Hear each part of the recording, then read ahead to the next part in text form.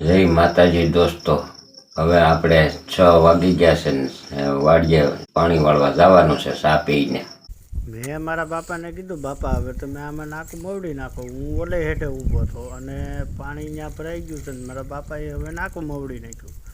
પછી નાકું મવડીને હવે મારા બાપા પાછા હવે ઓલા પતરા ગોઠવ વાડીએ આવી ગયા છે કાલની ઘોડે અને પાણી પાણી ઠારે પડ્યા છે ને કાલ કરતાં તો આજ વધારે ઠાર પડ્યો એવું લાગ્યું. ફરીએ સહીએ ધ્રુજીએ આખા. તો દોસ્તો, મારા બાપા કહે છે કાલની જેમ આપણે ઠાર ખાવા આવી ગયા હતા,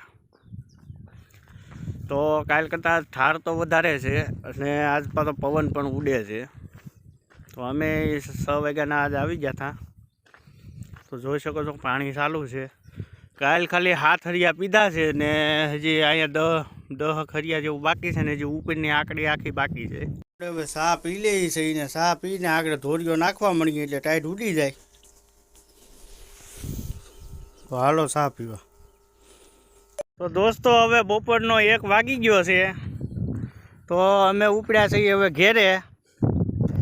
અને મારા બાપા કે આપણે સાંજે આખા રીંગણાને રોટલા કરશું. તો કાંઈ વાંધો નહીં, રીંગણા તોડી લીધા છે ઘરના છે તે. અને હવે થોડુંક અમે લીલું લસણ ને કોથમરી છે તો એ આપણે લઈ આવીએ. મારા બાપા ગળી ગયા છે હવે કોથમરી ખેંચવા. તો આ જો બાકાજી કી બોલાવવા મીણ્યા છે.